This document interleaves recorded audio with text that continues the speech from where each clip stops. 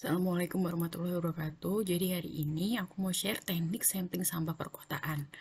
Jadi pertama-tama, apa sih fungsinya teknik sampling sampah? Jadi pertama itu fungsinya adalah supaya sebuah perkotaan atau pedesaan atau suatu wilayah itu mengetahui timbulan sampah dan komposisi sampah di sebuah wilayah tersebut.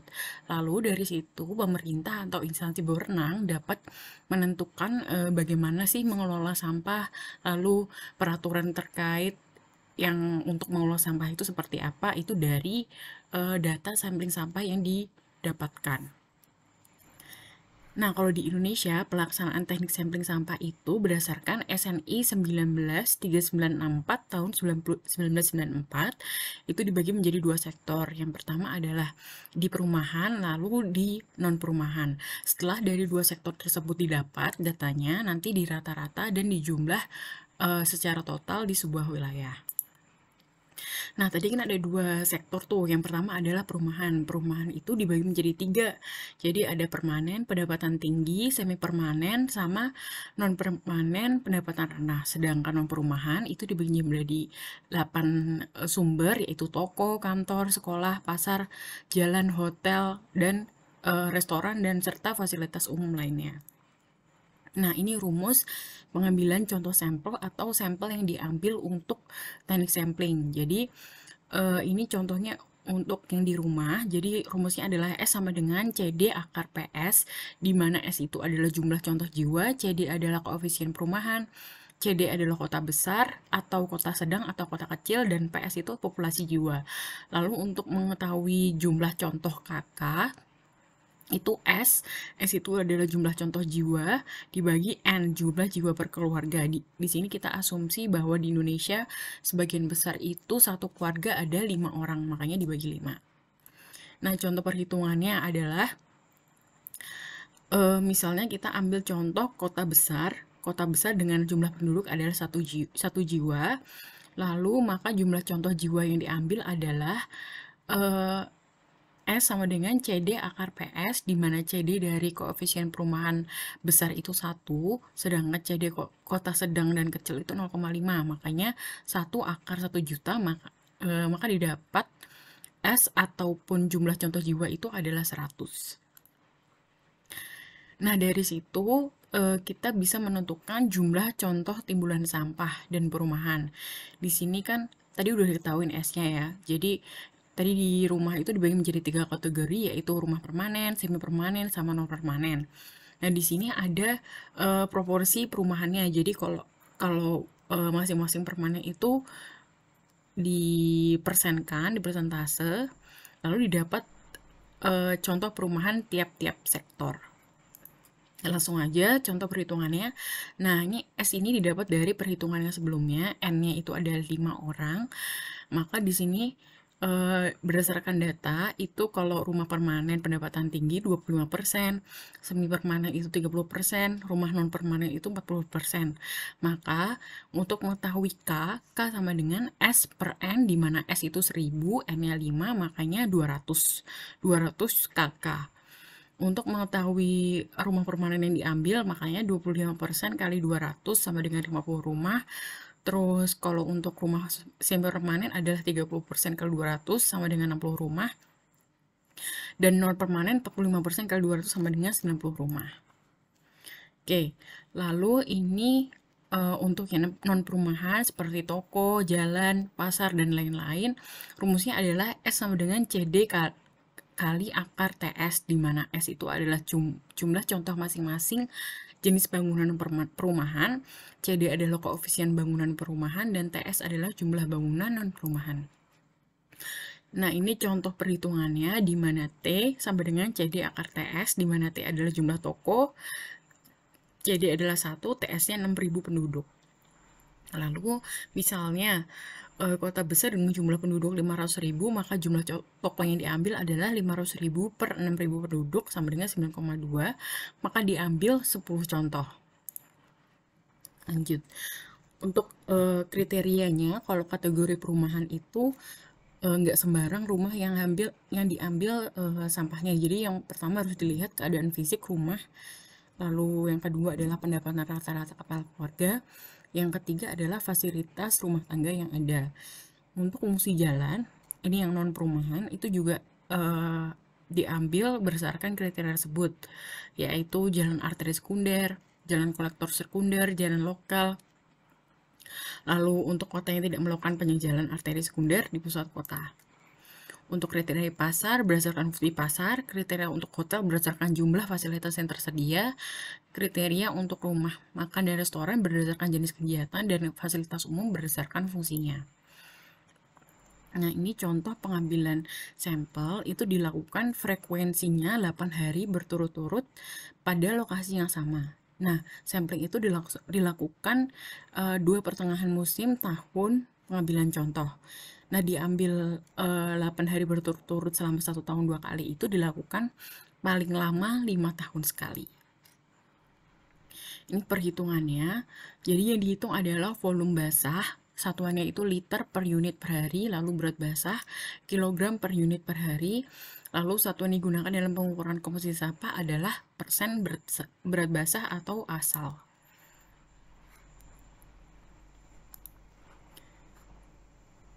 Oke, caranya itu adalah sampah dikumpulkan dengan wadah pengukur 40 liter dan ditimbang beratnya, dan atau sampah terkumpul diukur dalam bak pengukuran 500 liter dan ditimbang beratnya. Kemudian dipisahkan berdasarkan komponen komposisi sampah dan ditimbang beratnya.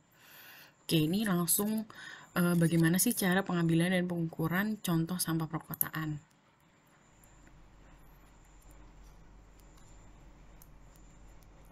Oke, mungkin kita pelajarin dulu kalau semestinya itu sampah di Indonesia itu, ini kan kita menemukan sampah kebanyakan kayak gini ya, namun sebaiknya berdasarkan PUPR, sampah itu dibagi menjadi 5 sektor, yaitu hijau. Hijau itu diisi dengan sisa makanan, ranting pohon, dan daunan, pokoknya sampah organik. Lalu kalau kuning itu berdasarkan plastik, kaleng, styrofoam, dan sampah atau sampah anorganik. Dan yang merah itu adalah pecahan kaca, bahan kimia, komponen elektronik, dan B3, bahan berbahaya beracun. Nah, kalau B3 kalau di rumah itu contohnya kayak lampu bekas, TL, baterai, elektronik itu juga masuk ke limbah B3. Lalu misalnya ada bahan kimia yang digunakan di dalam rumah itu juga B3. Lalu dari wadah yang warna biru itu khusus kertas karena fungsinya untuk bisa didaur ulang. Sedangkan abu-abu itu fungsinya untuk sebagai residu seperti popok bekas, pembalut wanita, permen karet, dan lain sebagainya. Jadi sebenarnya itu harus dibagi menjadi 5. Namun karena di Indonesia masih kayak gini, jadi itu akan mempengaruhi teknik sampling sampah di suatu wilayah. Oke.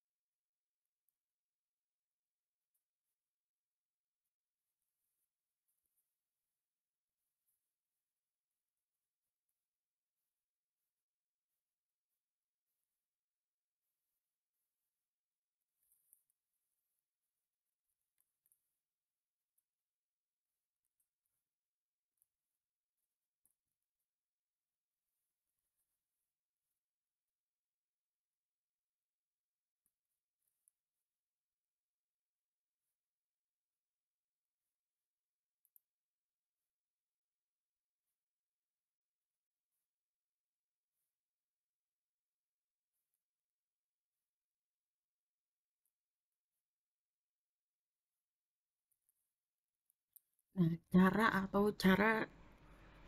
sorry,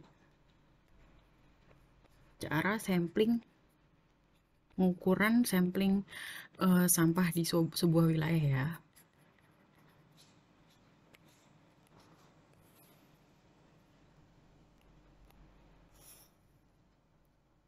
Jadi pertama itu surveyor akan mendata dulu kan tadi dengan perhitungan yang di awal itu jumlah K atau sampel yang diambil itu berapa, lalu ditentukan rumah yang pendapatan tinggi itu 25% misalnya, lalu sedang itu 30%, lalu sisanya adalah pendapatan atau rumah yang kecil, tinggi, sedang. Nah, kalau dari sini setelah didata itu awalnya harus dilakukan survei pendahuluan. Survei pendahuluan itu fungsinya adalah supaya surveyor itu mengetahui data-data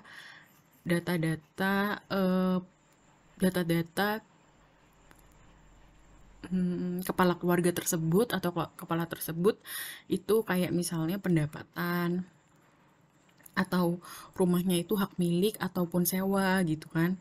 Pokoknya semua tentang gaya hidup dari kepala keluarga yang menempati rumah tersebut yang kita akan ambil sampahnya. Oke, setelah dari itu, ini kan dilakukan 8 hari ya. Dilakukan 8 hari sebelum D-1, si surveyor akan membagikan kantong plastik ke setiap rumah. Nah, yang dibagikan kantong plastiknya itu adalah 8 biji. Jadi, setiap hari surveyor akan mengambil 1 kantong plastik per rumah. Jadi kalau misalnya ada 100 rumah, makanya surveyor akan mengambil 100 kantong plastik. Nah, dari sini surveyor itu benar-benar kayak membawa gerobak sampah yang dia itu muter ke rumah yang akan dijadikan sampel. Jadi rumah yang tadi sudah ditentukan sampelnya itu bisa gerobak ataupun bentor ataupun truk roll ya, terserah.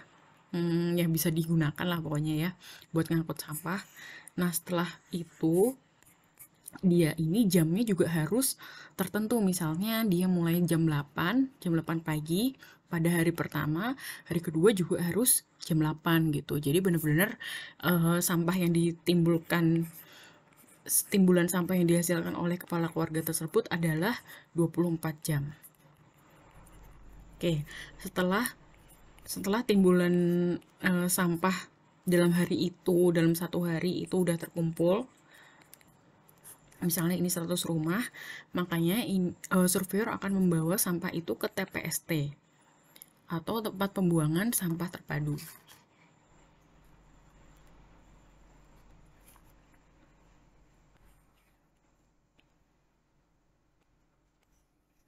Nah, dari TPST ini, pas di TPST ini langkah pertama yang dilakukan surveyor itu adalah menimbang sampah yang dikumpulkan oleh surveyor, yaitu menggunakan bisa menggunakan timbangan timbangan manual ataupun timbangan yang pakai pengait itu. Gini.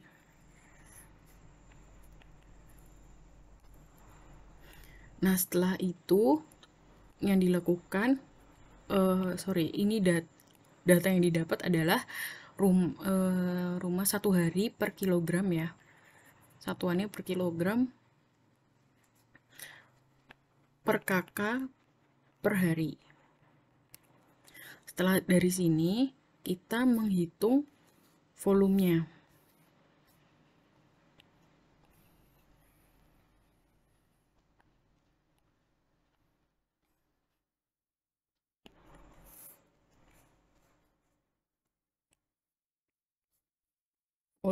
Nah, volume itu tadi kan alternatifnya kalau nggak pakai box 40 liter atau 500 liter. Tapi mungkin biasanya pakai 40 liter ya, karena nggak terlalu banyak kan.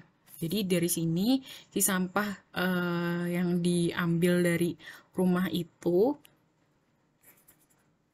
dituang ke sini. Dituang ke bak sampahnya. Nah, dari sini nanti kan bisa mengetahui tinggi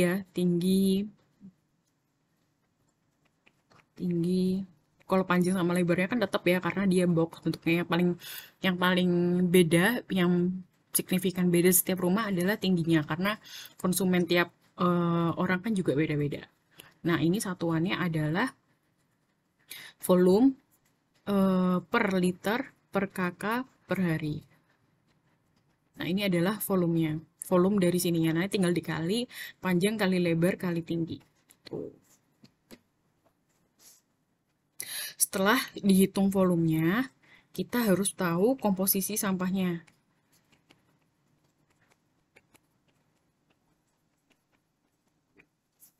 Nah, kita tahu kan tadi komposisi sampah berdasarkan PUPR itu ada 5 ya. Ada 5 jenis komposisi sampah: anorganik, organik, terus habis itu residu, B3, sama kertas. Nah, kita sebagai surveyor tuh juga harus memisahkan tiap-tiap jenis sampah ini. Tiap-tiap jenis sampah ini berdasarkan ditimbang beratnya. Jadi misalnya anorganik misalnya 10 kilo, terus organik 20 kilo, residu 3 kilo, terus B3 1 kilo, kertas 1 kilo. Nah, dari sini itu adalah total berat yang dihasilkan di yang menimbang di awal ini.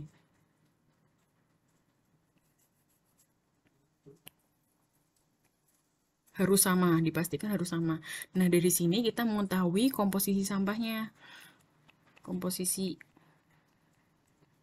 di sini kan berarti kita bisa tahu bahwa anorganik itu 10 per 10 tambah 20, 10 per 35 gitu ya. 10 nanti didapat berapa persen.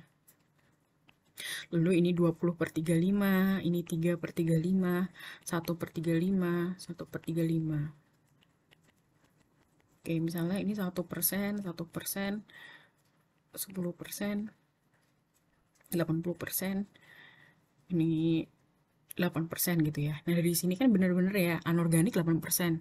Diketahui anorganik 8%, organik 80%, residu 10%, dan yang lainnya itu 1%.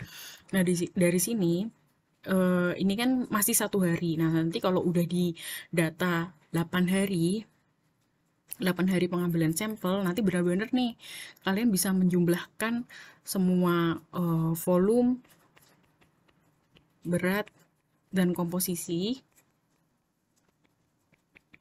dari masing-masing data yang didapatkan. Habis itu kita bisa menentukan kan, kalau misalnya banyak sampah organik, berarti pengolahannya di TPA atau di TPS itu harusnya banyak yang composting gitu ya, atau di landfilling. Nah, tapi kalau yang banyak sampah anorganik, berarti sampah tersebut bisa dimanfaatkan dulu menjadi alternatif material yang lain, ataupun misalnya dijual gitu. Kalau misalnya ada banyak P3, berarti harus pengolahan sampah tersebut harus dikelola benar-benar, karena kalau B3 nggak bisa langsung di landfill, harus diolah terlebih dahulu begitu. Mungkin untuk hari ini cukup sekian cara sampling sampah. Kalau misalnya ada pertanyaan, silakan komen di bawah. Insya Allah nanti aku akan jawab. Semoga bermanfaat ya. Wassalamualaikum warahmatullahi wabarakatuh.